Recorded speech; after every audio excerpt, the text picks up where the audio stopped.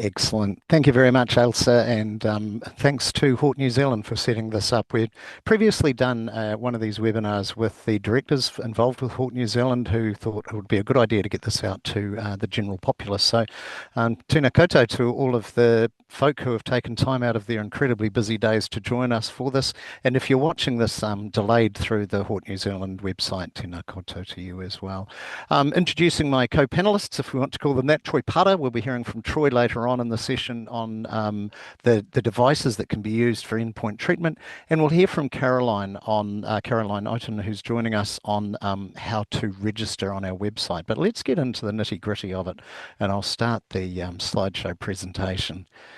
So just by way of background, Taumata Arowai, we came into being in 2000, or following the 2016 Havelock North drinking water situation. You're probably familiar with this. This is where on a council supply, some bacteria got into the water, came out of people's taps, made people sick, made 5,000 people sick. It actually put dozens of people in hospital and had a hand to play in the deaths of 4 people. So in terms of a first world country, it really doesn't get much worse than that when it comes to waterborne illness, an absolute disaster for a country like New Zealand. As a consequence, the government brought in, the government of the day brought in the Water Services Act 2021, and through that, the Water Services Authority, Taumata Arowai, was created to regulate the water sector. We've been doing a lot of work over the last 4 years with councils, getting council supplies up to scratch, and we are now starting to turn our gaze more and more to smaller suppliers. Now, some of you may be thinking, and be prepared to ask, so let's get ahead of the game here, that Havelock North happened 10 years ago. It's a long time ago now, and some people have even said to me in this job, you need to get over it. I kid you not. So let's just bring ourselves up to date a little bit and see what's happening in the world of water as I try to move to the next screen and it refuses to do so, which is always helpful. It will happen eventually, I'm sure. Well, while it's thinking about doing that, I can tell you that I'm going to show you now a picture of a camping ground in Canterbury.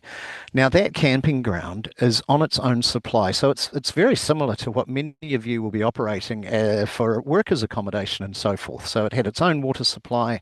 In September 2025, a form of bacteria called E. coli got into that water supply, got through the water supply treatment because it wasn't working properly and came out of the taps.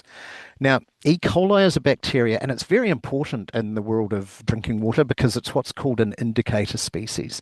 And it's called that because it indicates a couple of things.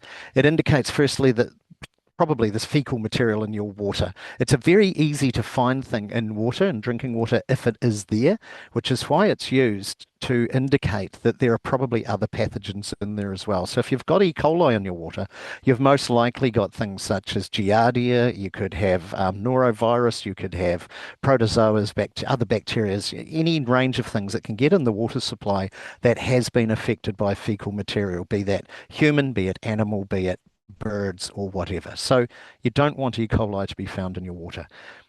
Generally, E. coli in itself, it's a broad family of bacteria. It's not necessarily all that harmless. You'll have some in your intestinal system or your digestive system now. But unfortunately, in September 2025, the E. coli that got through the protection, got through the water treatment plant at this camping ground and got into the taps was a particularly nasty one. It's a Shiga toxin producing E. coli. What that meant was that when a school camp, a bunch of school kids came through and drank the water out of the tap, they got very, very sick. Quite a number of them, 30 or so kids reported to be very unwell. A half a dozen were hospitalised. And it is in the media, the father of one of these poor little kids talking about, while she was in hospital for 10 days, talking about the deep concern they had for the loss of her kidney function ongoing into the rest of her life. I don't believe it came to that, but it was very close. So what I'm trying to emphasize is that things still happen. Havelock North, regrettably, not an isolated incident. And when they do happen, they go wrong. Now, just to bring you up to date, every week at Taumata Arowai, we get the positive E. coli reports come into us from across the country. Last week, 14 supplies across the country had E. coli in the water supply. And I can actually bring you even more up to date. This week, one pack house in New Zealand had E. coli in its water. So I think where we go from here in this webinar is this. We're going to talk about the how to register, how to be compliant, who has to, all that sort of stuff. I hope we don't have to talk about the why, because we believe in New Zealand, be able to use a drinking water supply and not have to worry about whether we're going to get sick or not. And for you working in the horticultural industry, of course, the last thing you want is people to get sick. The last thing you want is for your staff to get sick. It can happen. It still does happen. Okay. So the question that many of you will be wanting to answer is, who is a drinking water supplier? Or from your perspective, am I a drinking water supplier? So here's the pretty simple answer to that before we go on to what happens if you are. And that is that a public supply, so any size that supplies their own water for use by the public, is a drinking water supplier and under law. So a cafe, many of you may have a fruit stall operation, I guess, and next to it may be a little cafe. Well, you're a drinking water supplier. So's a marae, so's a school, so's a community hall. You're also a drinking water supplier if you're supplying domestically more than 25 people. Now, there's a lot of different scenarios that this can break down into. And what the team at Hort New Zealand have done has provided a number of scenarios to us that we'll come to after Troy has talked about the end-use treatment units and how they operate to solve this water treatment problem for people. So if you're thinking, I'm not sure if it's going to apply to me, we'll go through those scenarios and then we'll have a bit of a break for questions before we come to Caroline to learn how to register if you are a water supplier. But really simply, if you're supplying the public, you're a water supplier. And if you're supplying more than 25 people domestically, so just in the households, then you are also a water supplier. Now, if you're a water supplier, what you must do, and I'll talk about when you must do it, but what you must do is you must register with the authority, and then there's two different pathways, one of two different pathways you can take. You can either comply with the drinking water quality assurance rules. Now, I'm just going to call them the rules for the rest of the webinar, if that's okay, because they're a mouthful. And then if you are a public supply for water over, providing water to over 25 people, you have to provide a drinking water safety plan. That's one pathway you can go down. The other pathway you can go down to get compliance is to comply with an acceptable solution. Don't panic, we're going to talk more about what the rules and what the acceptable solutions are. Now, who must register and comply and by when? So if you're not already registered, if you've already gone, I'm a water supplier, or I think I might be a water supplier, or after we've done the scenarios, you go, oh no, I'm a water supplier, don't panic. If you're not already registered, you must register by November 2028. And as I said, Caroline's going to go through toward the end of the webinar how to do that registration. It's not too tricky at all. And then you have to comply with the regulations by November 2030. Now, again, Troy will be talking through an easy way to go, a relatively easy way to become compliant. If you're going to go down the rules path, so you're going to hear us talk about a lot about the rules path and the acceptable solutions path. If you're going down the rules path and you have to submit a drinking water safety plan, you actually have to be compliant as soon as you put that water safety plan in, even if that's before November 2030. Probably just a little tweak there you need to be aware of. Now, who's not a drinking water supplier? It's actually easier to say who isn't than who is. So a domestic self-supply, that's basically your house, you've got a tank or you've got your own bore or whatever, but you're just looking after you. You're not looking after any members of the public. You might have, people come and stay with you. That doesn't count, but you're not, running a cafe or anything. You're not a water supplier. You're not a drinking water supplier, okay? And then there's also the shared domestic supply. This is where one operation or one person is supplying water to a number of domestic dwellings. Again, they must be mum and dad and the kids or whatever, they can't be members of the public. And the total population served over those number of houses cannot exceed 25 people. Now, just to take us back a step, when that Water Services Act came in 2021 that I talked about, back then, and you may be going, I thought it was something different.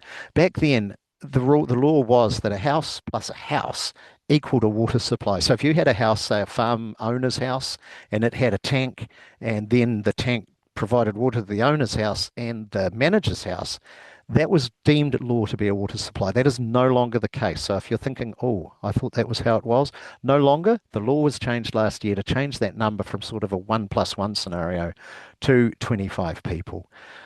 So if you're in either of those boats, you don't need to register with us. You don't need to follow the rules. You don't need to prepare a water safety plan. You don't need to follow an acceptable solution.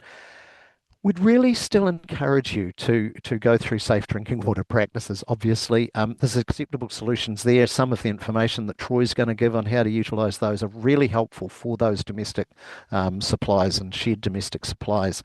And we've also got really good guidance on our website. So if you're not a supplier to a lot of other people, still really good to keep your own water safe. Okay, I've been talking about these things, haven't I? The rules and the acceptable solutions, two different pathways. The rules are they're more complex. They're generally used for large centralized supplies. So a centralized supply is what most councils tend to run. You will have a large water treatment plant where the water will get treated and the water will then go through a pipe network into the taps and come out of people's houses and people don't even think about it until something goes wrong, right? So that's generally for large centralized supplies. There may be instances where you have to follow the rules, and Troy will talk about the endpoint treatment units. Sometimes they won't work well depending on the source water, and you kind of have to follow the rules instead. And the rules are adapted to the number of people that you supply. So there's very small supplies up to, the big council suppliers. They're the rule book, basically. That's one pathway. The other pathway is the acceptable solutions. Now, the acceptable solutions are just another rule book or three rule books, but let's not get complicated because there's three different types. But they're another rule book for how to become compliant. They don't operate under a centralized treatment plant, such as we were talking about under the rules. So we don't have the big treatment plant and then the water goes through the pipes to the houses. What we have instead is water goes through to the houses untreated, and then it gets treated at the houses through the endpoint treatment units that Troy will talk about very shortly. Now, if you perhaps have heard about these in the past or looked at them yourself in the past or have heard people say, look, they're not very helpful, they're difficult, they're expensive or whatever, what I want to leave you with the message is this. We made a lot of changes to the acceptable solutions last September. We talked to the sector. We knew the uptake hadn't been great. We talked to the sector. Why not? And they gave us back the reasons, and we've adapted the acceptable solutions to take those reasons into account. So if you've thought about them in the past as a means of getting compliant and gone, nah, too expensive, we've lowered the costs. If you've gone, nah, too complicated, we've made the responsibilities clearer. If you've gone, no, I can't use it on a surface water take, well, now you can. It's a bit more tricky, as Troy will talk about. And we've put in a lot more useful guidance on our website on how to use them. So on the basis that I'm tired of the sound of my own voice, I'm going to hand you over now to Troy Putter, who is the head of our community supplies team, and Troy will talk about how to utilise endpoint treatment. Kia ora, Troy. Kia ora, team. Hey, Tim, just confirm you can hear me. I have had a few issues with my internet here. I don't think our CEO, Alan Pragnell, paid the bill on time. However, hey, look, kia ora and good afternoon to everybody. Thank you to Hort New Zealand for the opportunity for us to speak today. We really appreciate it. My name is Troy Putter. I manage the community supplies team. We're a very small team of three, but we are very mighty. Bit of background about me. I'm born and bred on the East Coast, so I'm a rural boy through and through. My grandparents managed a sheep and beef farm, and if I can head towards the water side of things, um, we had an old corrugated tank, and our filtration was an eel. I kid you not, I did say an eel, and I'm very, very pleased today to advise that things have progressed quite considerably in the area of filtration for rural farms and rural whānau. Hey, look, so I'm going to talk to you today about endpoint treatment. My small team, the community supplies team, have a particular focus on supporting rural communities, and we see that in the work that we do with our rural schools and also regular connects with Rural Women New Zealand. So we are invested in the rural community. We know you can often be the forgotten tribe, not in terms of what my team operates or how we operate, I should say. Endpoint treatment. I'm just going to talk you through this diagram. On your left-hand side there, you'll see what looks like three streams, and with the source water heading. If you think of those three streams representing roof water, a bore, or groundwater. So when we talk about groundwater, we're talking about creeks or streams. These endpoint treatment units, and I'll show you a couple of diagrams shortly, they are what I consider to be lifesavers, and I mean that sincerely. I will be, when I move back to Rotorua to retire in a couple of years, this will be a must for me. On a personal level, I wouldn't be taking water without using one of these. And I suppose if I can use a recent example, I shot back to Rotorua for a pre-raw hunt, and unfortunately, I made the fatal mistake of an amateur and drank some of the water, the local water, and I was down for 2 days. So that's a bit of a personal experience for me around how valuable one of these units could be. As you can see, midway through the diagram, we've got a cartridge filtration. So we've got two cartridges there and a UV just to the right of that. Now, what I will say is that these units work best when the water source is from a deep bore or from a or off your roof. Now, if your water source is a creek or a stream, you're going to need an extra piece of equipment. And yes, as we know, with extra pieces of equipment, it more often translates into extra cost. And we're talking about a green sand filter or something similar before the water actually gets to your endpoint treatment unit. But yeah, could I go to the next diagram, please? Or to the next slide? So, look, I'll do my best to take over from where Troy left off, which was when he was just talking about surface water takes. Surface water obviously is prone to turbidity. You get a bit of rain come through, the creek comes up, you get turbidity in the water, and that turbidity is going to block the cartridge filter so much more quickly than you want. So, if you're using surface water, the endpoint treatment units will still work, but they do need some pre-treatment, a settling tank or another form of filtration before they get to the endpoint units. I'll progress us to the next slide in the hope that Troy will be back with us shortly. Okay. Now, there's two different types of units that we talk about in this game, and this is the difference that I mentioned earlier on about how we've lowered the cost for domestic and even a small number of private supplies, and that is this. The unit you see here is what's called a validated unit. It's called a validated unit because it's validated to a large number of international standards. It has the bells and whistles. The way it's designed is that if anything in the system is going to cause the system not to work properly, so if the filters start to block, and you'll see a wee pressure valve down in the photograph there next to it, if they start to block, or the UV lamp, which is in the vertical silver tubing there, if the lamp isn't working properly, or whatever the reason, this will set off an audible alarm so that it drives you nuts until you fix the problem. And some of these models will actually stop operating. But if they're not working right. So they're the validated models, and we used to, before the acceptable solutions were changed last September, these had to be what were used under all of the acceptable solutions. Now, what we heard from households was these things start at really, kia ora e hoa. These things start at a minimum of about $10,000. So they were the validated units. Thank you, Tim. Thank you for picking that up for me and taking them through those first couple of slides there. Unvalidated units. Yeah, so these are pretty much the basic no bells and whistles version, pretty much like myself. They do have some features where the light will come on when your UV lamp hours are up. They will not shut down your water supply if they're not functioning correctly. They will have a feature where they may be connected to your phone, and they may be able to give you a bit of a signal if anything does need replacing. But what you see with these devices is it transfers a lot of the responsibility to the users to maintain and to operate.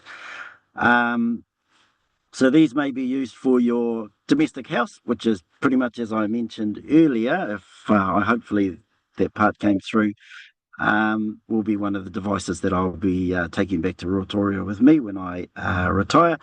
Now, pricing for these sit around between 1,500 to 2K.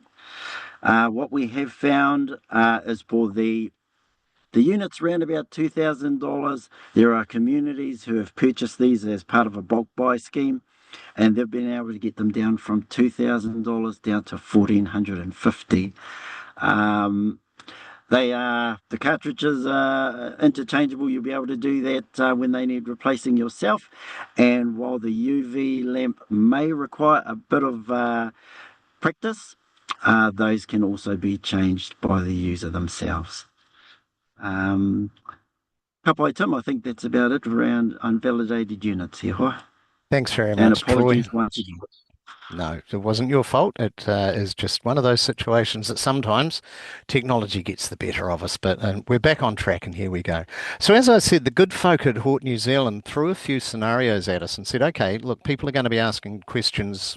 Does this apply to me?" So we've got 8 different scenarios here. Hopefully, in amongst these scenarios, we'll pick up the questions that you're going to ask. But if we don't, we will take a break for questions at the end of this before we come to Caroline, who will talk through how to register. Okay, so scenario one, you've got a building, it's a pack house. It's must be near a town or between two towns because it's on a municipal, it's on a council supply, so there's a pipe running past nearby, and it uses that water to wash the fruit down, whatever, or drinking cups of tea in the staff room, water out of the tap to have a drink. So the question is that a supply? In terms of the owner of the pack house, are they a water supplier? And the answer is this. As it's a municipal supply, the council or the water organisation, such as Watercare, that's the water supplier. The person who's owning the pack house has got one less thing to worry about, and goodness knows there's enough to worry about in horticulture, but they don't have to worry about the water, but it's not up to them to treat it or look after it because they're on a council supply. So they are ka pai, they don't have to worry. Scenario two, though, we haven't got the same pack house, you've got their neighbour, a different pack house. And that pack house operates on bore water, so they've got their own bore, they take the water out of the ground, they put it into the pack house, they use it for the use in the pack house, and some of the water is used for drinking in the staff tea room. Now, is that pack house owner and operator a water supplier? The answer is yes, they are, because it's not for domestic use only, it is for staff use. So the operator of that pack house is at law a water supplier and must provide safe drinking water using the rules or an acceptable solution, and will have to register with us if not already done so by November 28, and will have to be compliant by November 30.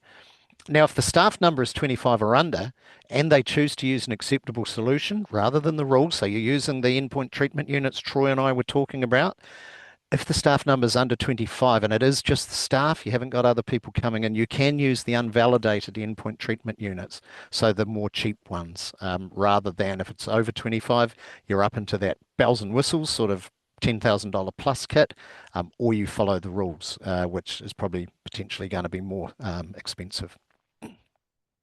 Scenario three, it's a pack house. Now, instead of a bore supply, they're collecting the rainwater in tanks, and the tanks are being used to supply water to the staff tea room. This is a really easy one. There's no difference. It's the same scenario as the pack house on a bore water.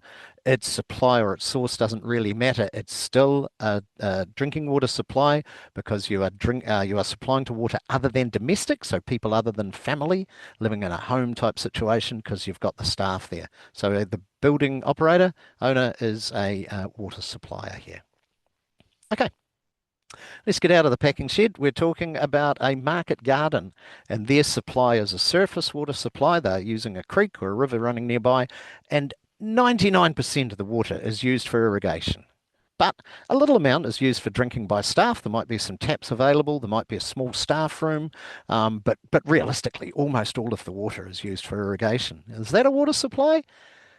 Yes, it is. Because again, forget about the fact most of the water is used for irrigation. That's not relevant. The relevant bit is the small amount that used for drinking water that could make people sick if it's not treated properly, and it is therefore going to be a water supply that needs to be operated safely. Now, we talked about earlier on, there were three types of acceptable solutions. One of them is for mixed use rural, deliberately and specifically designed for these situations where I'm from Central Otago, so I'm very familiar with the irrigation companies down there that supply the water to the fruit, and a little bit goes to other places. This is designed for that scenario because what you don't want to be doing is using centralized, well, you might, but I don't know why, using centralized supply, treating all of that water that then 99% of it or more than 50% of it is going to go onto the trees or the crop or whatever. That makes no sense. Put the treatment at each of the house or at the property, where the water's going to staff, and you'll be looked after. Scenario five, we're back in the market garden. There's bore water supplied, but it's a good bore. It's got a big pump and it's pouring plenty of water out, and it's shared with several neighbours' residential properties. Okay, so and this is common again back in Central Otago, the irrigation schemes there to provide water to water the cherries and the apricots and apples and so forth and the grapes. But, along the way, people have plugged into it. Sometimes people don't know how many people have plugged into it, but you know that or you should know that you've got several neighbours tapping into the supply and using it for their drinking water. Now, excuse me. There's a tiny bit of complexity here.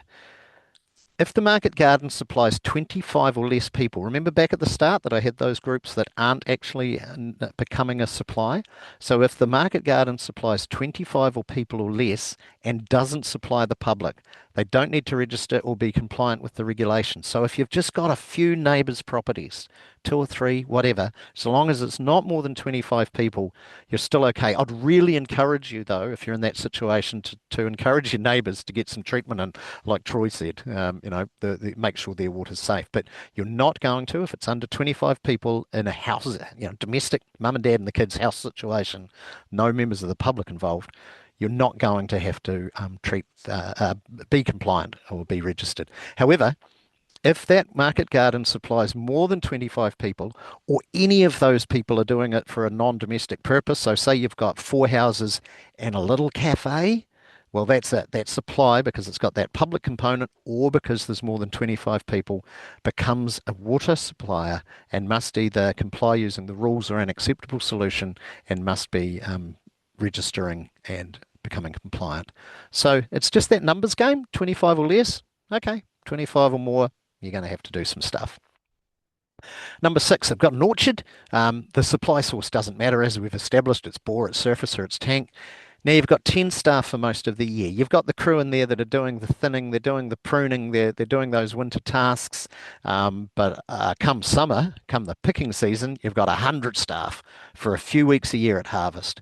And water supplied at campsite facilities or whatever. But your staff's going from 10 to 100. That's going to be very familiar with most of you folk watching in. So again, there's a couple of bits to talk about here. Firstly, if you're going to be using the rules, as we talked about earlier, then there's different types of rules. There's depending on the number of people. So there's small and very small community rules that have less work to do in them than the next step up, which is a small supply. But the number of people under those rules caps out at 20 up to 50 people. A supply of 10 people, like we have here, would be up to the 25. But you can also have what we've taken into account in all of these things, or the legislation's taken into account in all of these things, is that you will have influxes. So under the rules, you can have an influx of up to 50 people under the small and very small community rules for up to 60 days in a year. Or if there's going to be over 50 people, so like this scenario, there's 100 people, again, you can have up to 100 so long as it's only for those 60 days in a 12-month period. The more frequent monitoring required. Now, look, I think most likely most of you folk, if you're going to be having to go down the pathway to compliance, are going to be looking at the acceptable solutions. So if you are going to be utilising the endpoint treatment under the acceptable solution, and you're going to get over that 25-person time during the busy time, again, we have that 60-day period in a 12-month period, or 60 days in a 12-month period, where you're allowed to exceed that 25 number, but the endpoint treatment system has to have the capacity to effectively treat it. So that little one that Troy was talking about, the $1,200 one, probably not going to cut the mahi on that. Well, you're going to need a validated one anyway.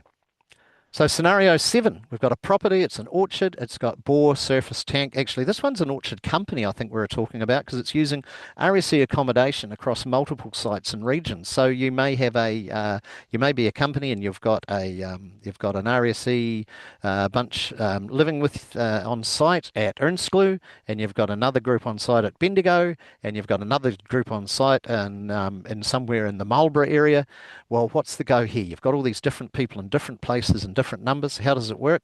Well, each of those different places, so the Bendigo operation and the Ernstcleugh operation, they're separate. Even though they're owned by the same company, that doesn't really matter. They're separate, so each supply to the RSE accommodation would need to comply with the rules or acceptable solutions. And I won't go back over the numbers scenario that we've talked about already. Just to point out here, though, I'm aware of different regulations that apply to RSE workers, like how far the bed can be from the wall and things like that. Not aware of any specific rules about drinking, but we're just talking about under our rules. There may be other things that we're not aware of with RSE workers. Important to know, though, and I'm familiar again down home of operations where with RSE workers, or any workers for that matter, accommodation units where there's a big main building where people can do their cooking, can do their washing, can do their socializing, drink in a group and so forth, eat and drink in a group. And then there's smaller numbers of buildings that run off that. One of the acceptable solutions that we talked about has been specifically designed for that so that you can put one validated endpoint treatment unit in, say, the main building, or it doesn't even need to be in the building, it can supply, that building, and then it can supply up to 500 people in up to 10 buildings. So it goes from the hub out to the other little buildings in the block. So long as they're on one or more neighbouring properties with the same owners. So the other thing with this is there's a bit of complexity with where the pipes can go under the ground to do that. So look into it, just saying that it's there if it's something that you need to utilise.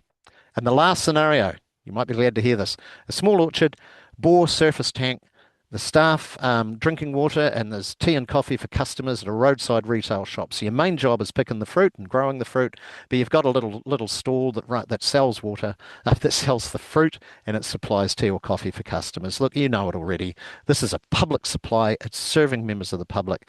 It must be compliant with the rules or an acceptable solution. And if an endpoint treatment unit is to be used as part of an acceptable solution, it needs to be a validated model. Now, I'm going to stop sharing here so we can actually see you and you can see us. There's been a lot there. And I think before we come to Caroline, who's going to talk through how to do the mahi of the registration, let's catch up with the questions that we've got already, say, Elsa, and see where we're at and see what answers we can give folks. Thank you for your patience while we dropped away there, but I think we're back on track now and everything's looking fine. So what have we got in the chat, Elsa? Yeah, thanks, Tim and Troy. We have a few questions, and I think you might have answered some of them already.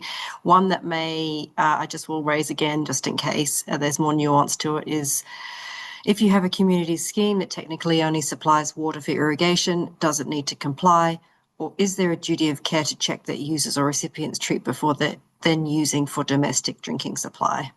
Yeah, so that's the scheme where you've got like the Last Chance Irrigation Company springs to mind down home. It's there in order to get the water onto the trees, but there are people that are getting water off the supply. Now, you will either know that they're doing it and you're set up to do it or not, or you're pretty sure. And I've had growers say to me, "Oh, look, nah. Well, yeah. There is a few that are. Yeah, look, I don't really know. That's not going to cut it because the law says you know or should reasonably know. It's called an objective subjective test. I used to be a lawyer. Don't get me started. But you can't get away by turning a blind eye. Let's put it that way. So even though your main operation is to get the water on the fruit, if there are people in domestic situations that are using that water in their homes or some of the staff accommodations using it, you're a water supplier. Now, again, those numbers come back into play, but we've talked about that enough already. So hopefully that explains it. If not, give us a call afterwards. Thanks. Another one is on one of your slides, there was reference to supply to the public. By public, do you mean that includes staff? Yeah. Basically, simple. Public staff are public. Family's family, staff are public. You might treat them like family, but the law doesn't. Thanks. And another question, if water from bore is drawn primarily for irrigation and a small portion goes to the tea room for staff, it's only treatment of water for the tea room, drinking water, or the total supply? I think you might have answered that one as well. Yeah. Okay, that's all for now. We could go on to Caroline's presentation, and then maybe if you continue to put your questions in the chat, we'll get to them at the end. Awesome. So Caroline, I'll bring the screen back up to share, and you just tell me when you need me to move forward, which will be now. Superb. Thank you, Tim. There we go. I'm Caroline Otter. I'm the team lead of the operations coordinators, and we're a team that wears many hats, and one of those hats is to support the suppliers with the registration process and how to use our online portal called Horticulture. So this is really your one-stop shop. It's an online portal. You can access it anywhere where you've got an internet connection. You can access it on cell phones, but I do recommend that you would use something like a laptop just to get that full functionality. And this is where a drinking water supplier can go to register their supply and any additional supplies that gets created in the future. They can share information with us about the supply. So that can be information about the supply components or any notifications that they need to send us if they think that their drinking water may be unsafe. And that is one of the requirements under the Drinking Water Safety Act, that you do advise us if you think that there's any risk to the safety of the water. It's also where if they're following the drinking water quality assurance rules, that they can submit the reports to show that they're actually meeting those report requirements. So can I just have the next slide, please, Tim? Okay, so as part of that, there is a second register where this information feeds through onto the public register. It's just a snapshot for the public so that they can understand. Sorry, I think we've got Troy, your chat's there. It's just a snapshot of information on the suppliers that's in the public interest. And the reason we supply that information is so that the public know where they're getting their drinking water from. I've popped a couple of screenshots here so that you don't need to go onto the public register yourself to have a look, but you can navigate there from our website if you want to see how supplies look on there. And it just provides details of the name of the supply, whether or not they have an acceptable solution, and what the contact details are. So if a member of the public was wanting to know something about that supply, they would know who the owner is and who they could contact to inquire about it. Okay, so on to how you register your supply. If I could have the next slide, Tim. Okay, so two primary things that you're going to need to register a supply. You will need to have a completed registration application form. You can get this from our website, and that's top level information about what type of supply it is and what type of ownership it is. So for yourselves, it would be a commercial supply. So top level information that you would send through to us, and you would also need to have a RealMe login. This is your personal RealMe login. Doesn't need to be a verified one, just a very basic standard one. You can just fill out a form on the RealMe website to get that created if you don't have one. And the reason we ask you to have that is because we use it as a secure check when you log into Horticulture. There's no data being shared between Taumata Arowai and RealMe. It's just to make sure that every time you log into the Horticulture portal, it does some checks in the background and confirms that you are the person that should be accessing it. So it's just a secure way of making sure that the right people are accessing that information and keeps your information secure. Next slide, Tim. So why are we collecting all of this information? When you go to register your supply, you'll see that we're asking information about the size of the supply, the location, what type of supply you have, whether it's a bore, whether it's roof water, and what the treatment is and how it's being distributed. We need that information so that we can support you. without that, we can't help you to provide the information that you might need to share with people that may be drinking that water supply. And we're able to be fully informed so that we can help you protect the health and well-being of the people that may be drinking that water. So it really is critical that we have that information and that it's maintained on a regular basis. We do request that you renew your supply details or renew your registration every 5 years. But if anything changes, even within that 5-year period, you do need to go into the Horticulture portal and just quickly update those details so that your supply information is always top notch and up to date. Next slide, Tim. Okay, so I've already mentioned that you need that application form. Once you've sent that through to us, we will set up the account for you and send you instructions on how to log in. Those instructions come through by email and you get a single-use access code. You can only use it once. So a lot of people find that they go back to that email, try and use the same code again, and it doesn't work. So you have a single-use access code that takes you into the Horticulture portal, and that's where you set up your account login using your RealMe account details. Once you've done that, you can go through and look at the information that we've already entered from your application form, check that information is correct, and complete the remaining information about the supply. So that's going to be things like the what type of source you've got, your bore depth, what water treatment you have, and if it's distributed by a pipe network, we would need some information about that distribution as well. Once you've gone through that, you confirm that the information is correct. If you're following the drinking water quality assurance rules, you can upload your drinking water safety plan, and then that information gets submitted through to us, and the relevant information goes onto the public register at that point.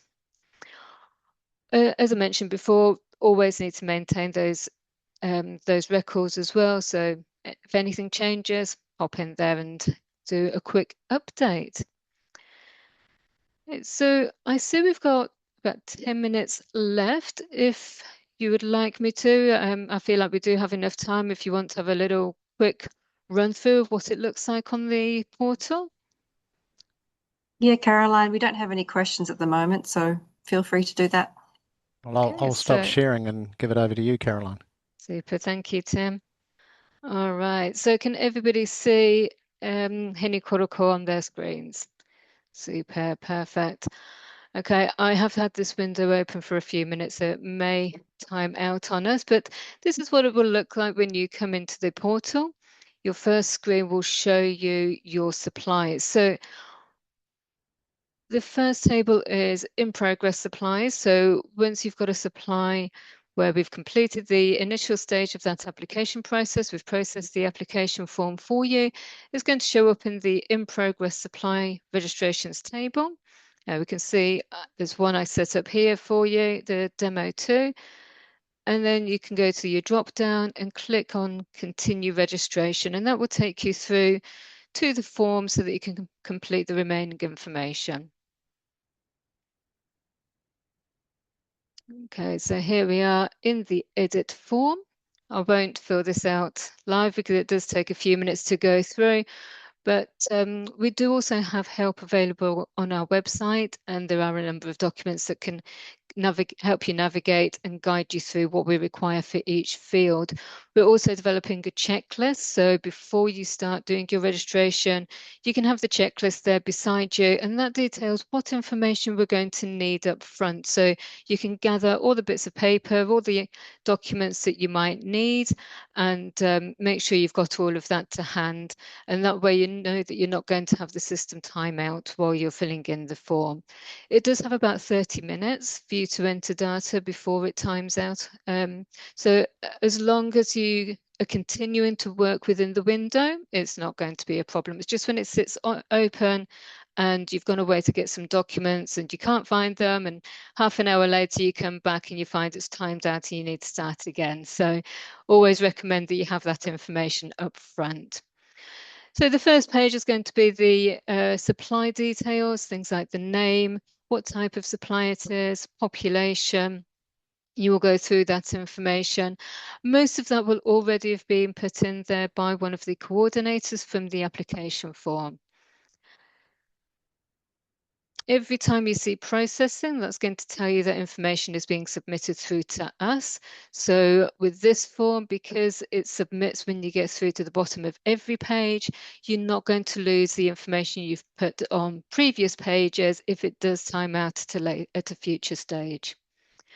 Then we go through to the supply details. This is one that I haven't yet completed, but this is where you would need to go to add in things like your source, that's your bore water, or your lake, river, wherever you're drawing that water from, and your treatment plants. They actually come through, and I don't know how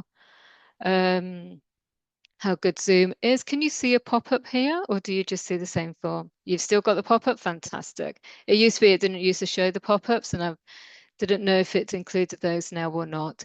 So these actually come through as a separate form, and you can see they are quite detailed. So this is the sort of information that you want to make sure you have up front.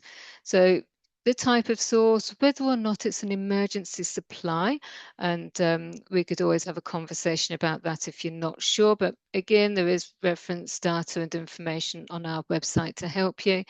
Things like the surrounding catchment area. So for you, that would be quite relevant depending on where you're drawing your water from, and other sorts of information about what may be in the water and what you need to do to make that safe for the consumers. You can also put in the coordinates of where your source water is coming from. It's not a required field, but it is preferable that you do that. And again, you would submit that information and it would actually populate in here. So same thing for your treatment plans. You would do the pop-out form, complete your treatment plans, progress on to the next page of this form. So 4 pages in all. I would say that the ones that probably take the longest is the information about your sources and treatment plans. The rest is relatively straightforward. And if you've gathered all that information beforehand, then you shouldn't have too much trouble completing it. So I've just gone back to that home page. Once you've done all your registration, it will appear in this registered supplies table. You won't see it in there straight away. So don't go back to this and then think, oh, it's not gone through, because it will cache your data and it does take a little while. So I do recommend that you use the refresh button at the top of your browser. Doesn't matter whether you're using Chrome, Firefox, they will all have a refresh button somewhere there, usually along the top. Refresh your browser and you should see it there under registered supplies. So I've got another demo one here. It's showing as publicly registered, so that means that it does have some details now on the public register. And I can view all of those supply details in one place. And this is not a form that can be edited. This is just a reflection of what I've put in there.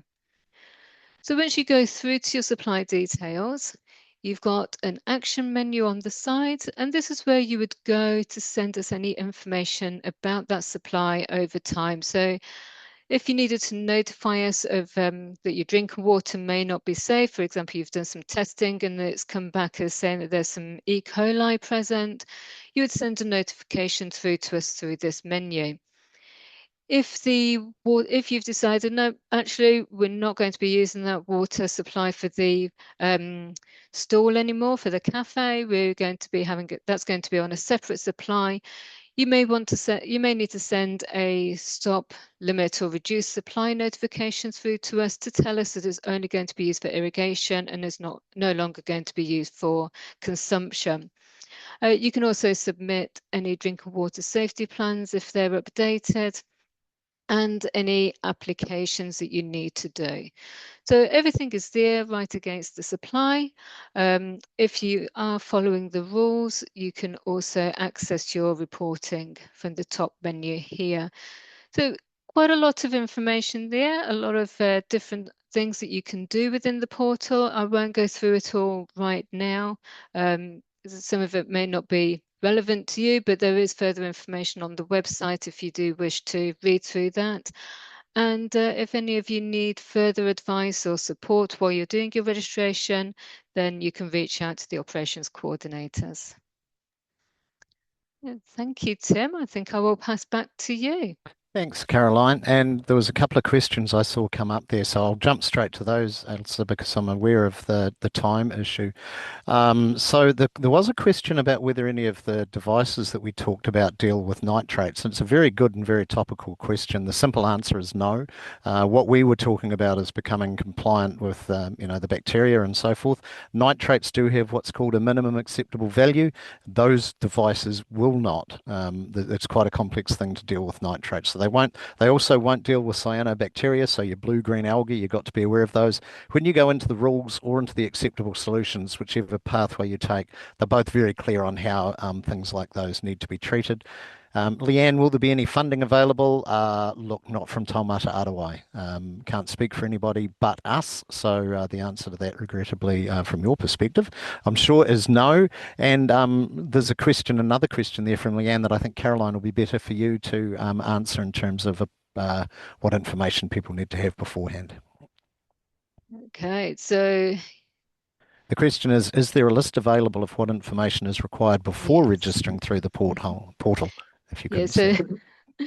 that list is still under development at the moment, but while we are developing it, there is some information on the website that tells you what needs to be included in each of the fields as you go through that form. So although it doesn't specifically refer to the documents that you might need, it can be useful to just have a quick read through that. So when you're completing the form, you know exactly what information you need to put through, and you can use that to sort of organize what information you need to gather.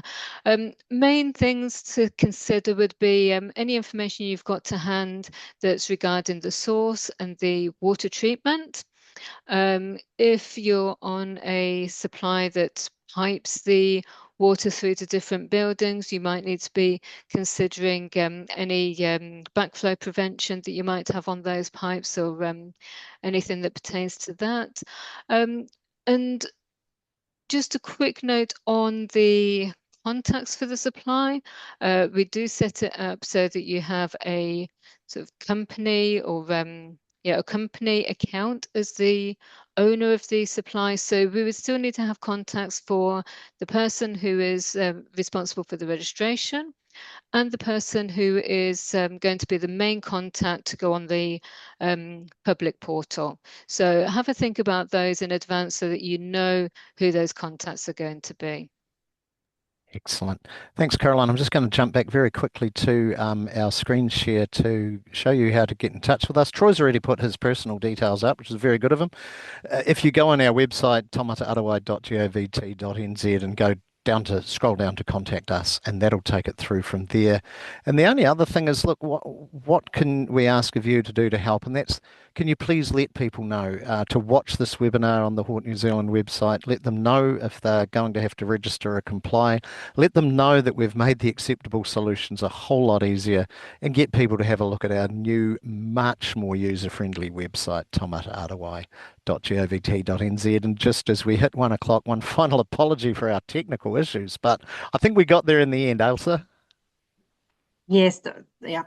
Sometimes can't be helped, and I seem to be having a few of my own. But thank you very much, everyone. Thank you to Tim, Troy, and Caroline, and for everyone online for your participation. And we'll see you again soon. Ka kite. Thank you, Thanks, Elsa. everybody. Ka kite.